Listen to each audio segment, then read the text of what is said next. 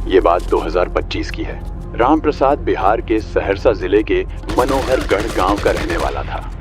बहुत साल पहले उसकी शादी सुनीता देवी से हुई थी। उनके 3 बच्चे थे, एक बेटी रीटा और 2 बेटे। राम प्रसाद गांव में खेती करता था और जैसे तैसे अपने परिवार का खर्च चलाता था। करीब 20 साल पहले राम प्रसाद बेहतर कमाई की उम्मीद में अपने बीवी बच्चों के साथ पंजाब चला गया। शुरू में उसने छोटे मोटे काम किए, फिर कुछ समय बाद उसे लुधियाना के एक बड़े फैक्ट्री में नौकरी मिल गई। कुछ दिन तक राम प्रसाद किराए के मकान में रहा, फिर इधर उधर से पैसे जुटाकर उसने लुधियाना के ताजपुर रोड पर EWS कॉलोनी में एक प्लॉट खरीदा और वहां 3 मंजिला मकान बनवा लिया। नीचे वह खुद अपने परिवार के साथ रहने लगा, जबकि ऊपर के कमरे किराए पर दे दिए। कुछ समय पहले पुराने किराएदार के चले जाने के बाद उस कमरे में 2 युवक रहने आए, मोहम्मद जौहर और पपीहा राम। दोनों पास की एक फैक्ट्री में काम करते थे। मोहम्मद जौहर उत्तर प्रदेश के आजमगढ़ जिले के गांव पंकट का रहने वाला था और पपीहा राम सुल्तानपुर जिले के गांव बसाह से था। दोनों सुबह फैक्ट्री चले जाते और शाम को लौटते थे। नीचे रहने वालों से उनका ज्यादा मेलजोल नहीं था और राम प्रसाद या उसके परिवार को भी उनसे कोई शिकायत नहीं थी। करीब 2 हफ्ते पहले इन दोनों के एक जानकार बलबीर सिंह भी आकर उनके साथ रहने लगा। राम प्रसाद ने भी इस पर कोई आपत्ति नहीं जताई। बलबीर पंजाब के बठिंडा शहर का रहने वाला था। राम प्रसाद की बेटी रीटा जब जवान हुई तो उसकी शादी बिहार के सुपौल जिले के गांव लहरनिया में रहने वाले शिव चौधरी से कर दी गई। शिव सूरत की एक फैक्ट्री में काम करता था और शादी के बाद रीटा को भी अपने साथ सूरत ले गया। समय बीता और रीटा 3 बेटियों की मां बन गई। फिर एक समय ऐसा आया जब रीटा की तबीयत बहुत ज्यादा खराब रहने लगी। इलाज के लिए राम प्रसाद उसे लुधियाना ले आया। रीटा अपने साथ सिर्फ 1 साल की छोटी बेटी को हिलाई थी। बाकी 2 बेटियां अपने पिता के पास सूरत में ही रही क्योंकि वे वहीं स्कूल में पढ़ रही थी। राम प्रसाद ने पहले रीटा का इलाज सरकारी अस्पताल में करवाया, लेकिन कोई खास फायदा नहीं हुआ। फिर वह उसे प्राइवेट अस्पताल में ले गया। करीब 4 साल से रीटा लुधियाना में अपने पिता के घर पर रह रही थी और इलाज करा रही थी। उसकी छोटी बेटी का दाखिला राम प्रसाद ने लुधियाना के ही एक स्कूल में करा दिया था। राम प्रसाद का एक रिश्तेदार गया प्रसाद, जो लुधियाना के जुगियाना इलाके में रहता था, रिश्ते में उसका बड़ा भाई लगता था। 26 अप्रैल 2016 को गया प्रसाद के बेटे की शादी थी, जिसमें शामिल होने के लिए वह राम प्रसाद उसकी पत्नी सुनीता और बेटे संजय को अपने साथ ले गया। उस वक्त घर पर राम प्रसाद की बेटी रीटा और छोटा बेटा रमेश ही थे। रीटा की छोटी बेटी भी जिद करके नाना नानी के साथ शादी में चली गई थी। घर से निकलते वक्त राम प्रसाद ने ऊपर रहने वाले किराएदारों से कह दिया था कि वे घर और बच्चों का थोड़ा ध्यान रख लें। रमेश जिस जगह काम करता था वहां उसकी नाइट ड्यूटी लगती थी। हमेशा की तरह 26 अप्रैल की रात करीब 8 बजे वह तैयार होकर काम पर चला गया। जाते जाते उसने ऊपर से आ रहे जौहर, पपीहा और बलबीर से कहा था कि वे उसकी बीमार बहन रीटा का थोड़ा ध्यान रख लें। 26-27 अप्रैल की रात करीब 2 बजे का समय था। यह वो वक्त होता है जब ज्यादातर लोग गहरी नींद में होते हैं। तभी अचानक एक तेज धमक की आवाज आई, जैसे किसी ऊंचाई से कोई भारी चीज नीचे गिरी हो। आवाज इतनी जोरदार थी कि आसपास के कई लोगों की नींद खुल गई। रमेश भी इस आवाज से चौंक कर उठ गया। आसपास के 2-3 लड़के भी अपने घरों से बाहर निकल आए और आवाज की दिशा में दौड़े, यह देखने कि क्या हुआ है। उस रात घर में रमेश और उसकी 25 साल की बहन रीटा ही थे। बाकी परिवार शादी में शामिल होने के लिए शहर से बाहर गया हुआ था। रीटा और रमेश अपने अपने कमरों में सो रहे थे। अचानक आई इस जोरदार आवाज से रमेश घबरा गया, लेकिन पहले उसे समझ नहीं आया कि आवाज कहां से आई और क्या हुआ। जब रमेश को कुछ समझ नहीं आया तो वह अपनी बहन रीटा से बात करने उसके कमरे में चला गया, लेकिन रीटा वहां नहीं दिखी तो उसने ट्यूबलाइट जला दी। रोशनी में जो कुछ उसने देखा उसे देखकर वह डर गया।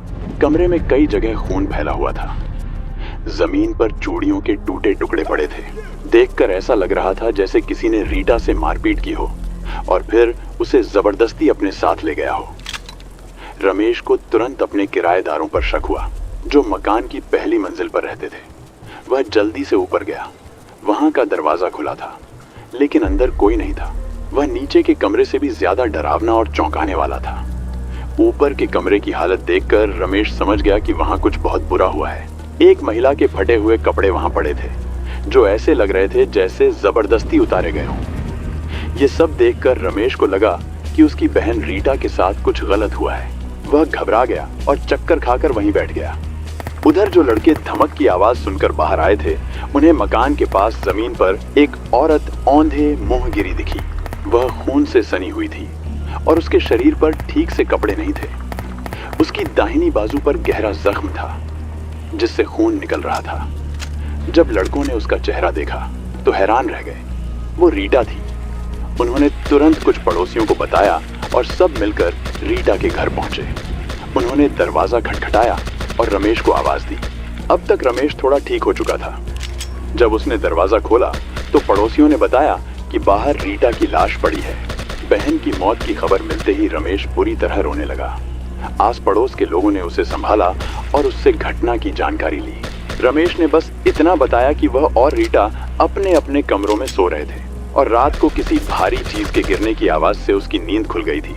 इस बीच लोगों के मन में कई सवाल उठने लगे। सबसे बड़ा सवाल यह था कि जब घर का दरवाजा अंदर से बंद था तो कोई बाहर वाला अंदर कैसे आया। शक की सुई सीधे ऊपर रहने वाले किराएदारों की ओर गई।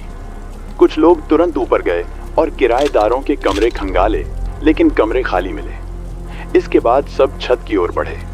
वहां तीनों किराएदार मौजूद थे। तीनों नशे की हालत में थे और उनमें से एक के हाथ में बड़ा सा चाकू था। अचानक आक्रामक हो गया। वह लोगों को डराने की कोशिश कर रहा था, लेकिन वहां मौजूद किसी ने भी उसकी धमकी की परवाह नहीं की। लोग पहले से ही बेहद गुस्से में थे। देखते ही देखते वहां मौजूद लोगों ने तीनों किराएदारों को घेर लिया और पकड़कर उनकी जमकर पिटाई कर दी। ये तीनों थे पपीहा राम, मोहम्मद जौहर और बलबीर सिंह। इसी बीच किसी ने पुलिस को सूचना दे दी।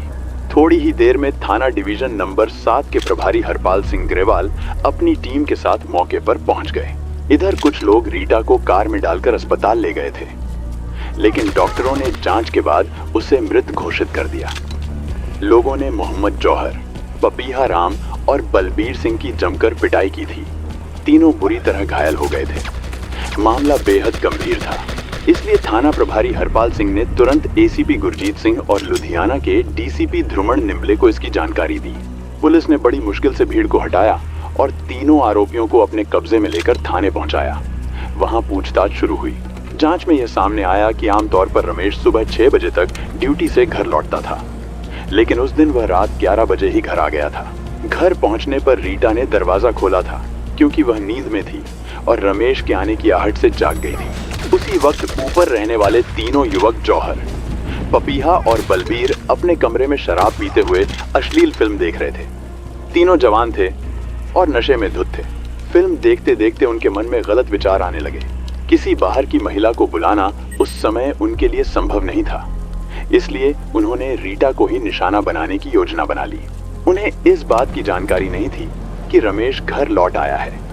वे मानकर चल रहे थे कि रीटा घर में अकेली है। करीब रात 1 बजे तीनों उसके कमरे में घुसे और जबरदस्ती उसे उठाकर अपने कमरे में ले गए। रीटा ने विरोध किया और चिल्लाने की कोशिश की, लेकिन उन्होंने उसके मुंह में कपड़ा ठूंस दिया।